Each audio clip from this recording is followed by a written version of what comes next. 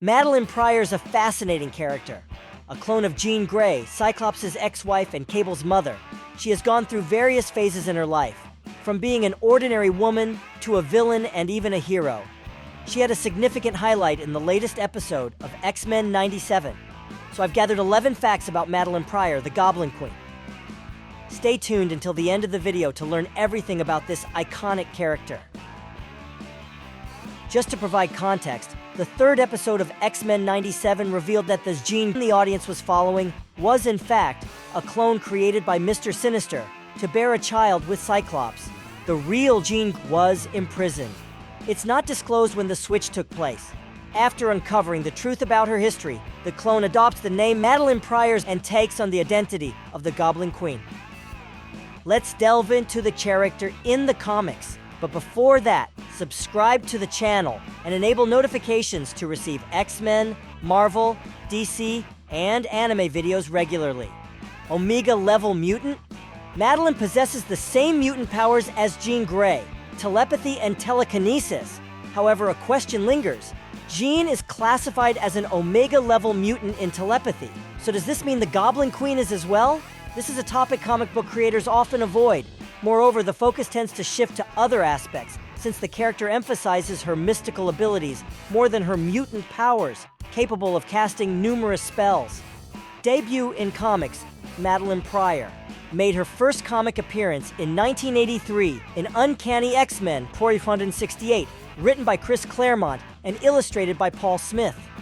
Towards the end of the issue, during a trip to Alaska, Cyclops meets Madelyne, a strangely Jean Grey lookalike pilot.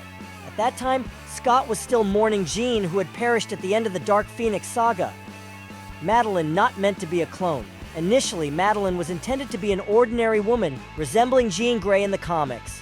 According to writer Chris Claremont, the character was rooted in the concept that everyone has a doppelganger somewhere in the world.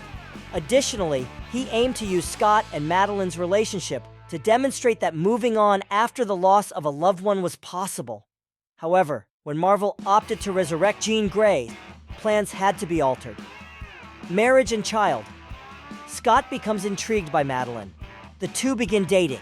Passion ignites, and before long, they are married. It didn't take long for the couple to have a child, Christopher Nathan Summers.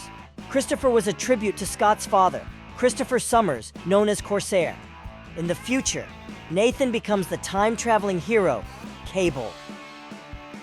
Cyclops' guilt. After receiving a call from Angel, Cyclops leaves on a journey, leaving Madelyne alone with their newborn son.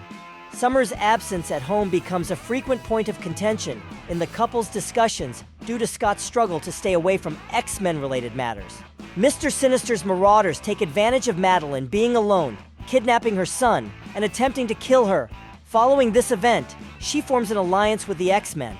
One day, while seeking news about mutants on television, Madelyne discovers that her husband went to meet Jean Grey, who was alive. Cyclops, Marvel Girl, Angel, Beast, and Iceman, the 5 founding X-Men, form a new team and are in New York. Madelyne notices how close Jean and Scott are in the footage. She then concludes that Cyclops was only with her because of her resemblance to the redhead.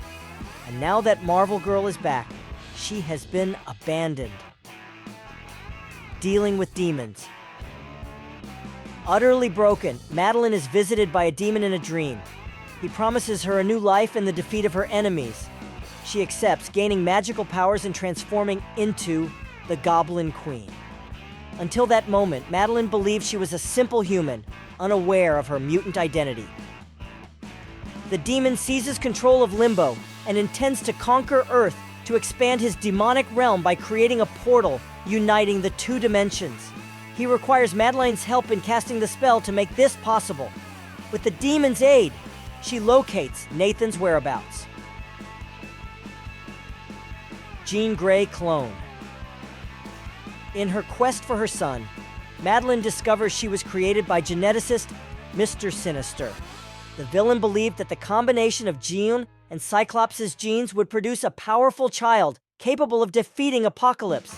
Sinister orchestrated the Marauders' attack and Nathan's kidnapping after learning that Marvel Girl had returned. This was done to swiftly have the child under his control.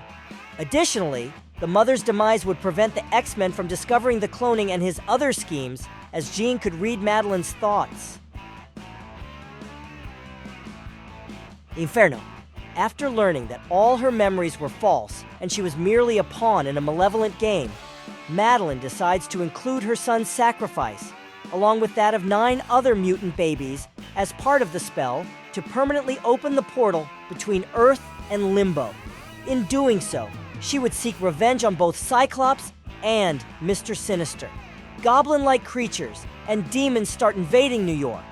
The sorceress also uses her powers to instigate a war between the X-Men and X-Factor. After breaking free from mind control, a battle ensues against Madelyne to save Nathan. Ultimately, she entraps herself and Jean Grey in a psychic bubble. The Goblin Queen is no longer intent on completing the spell to open the portal. As her final move, Madelyne intends to use the contained power to take her own life and kill all around her. Jean manages to thwart her, but the Goblin Queen dies during the confrontation. Romance with Havoc. Alex Summers, aka Havoc, grows close to Madelyne during her brother's absence in the past and eventually falls in love with the redhead. When she becomes the Goblin Queen, the mutant becomes a crucial ally in her vengeful plan. He also becomes a strong advocate for her acceptance as a citizen in Krakoa. Madelyne's return. The Goblin Queen returned a few times as a villain. However, it was only during the Krakoan era that she managed to permanently return and embark on a path of redemption. After spending years in hiding and seeking retribution for not being invited to Krakoa, a nation that welcomed all mutants, considered just a clone, she was eventually slain by the Hellions. Havoc later convinced the Quiet Council to bring her back under the resurrection protocols as a Krakoa citizen. Limbo Regent. A significant part of Madelyne's drama was finding her own identity and gaining recognition of her existence as valid. Upon returning to life, she began carving her own path and became the ruler of Limbo, previously under Magic's leadership. Yes, that's the same dimension that sparked the Inferno debacle. She reconciled with Jean Grey and showcased that she could be a great ally to the X-Men. The Goblin Queen also established an embassy for Limbo in New York. The place became a sanctuary for those with nowhere else to go. After the attack on Krakoa, Madelyne forged her own team of X-Men to locate the survivors. Now I want to read your opinion down in the comments. Did you enjoy the character in X-Men 97? Were you aware of these curiosities? Right below, leave your like, subscribe to the channel, and enable notifications to stay up to date with everything happening in comics, manga, movies, and animations. Thank you for watching until the end of the video. See you soon.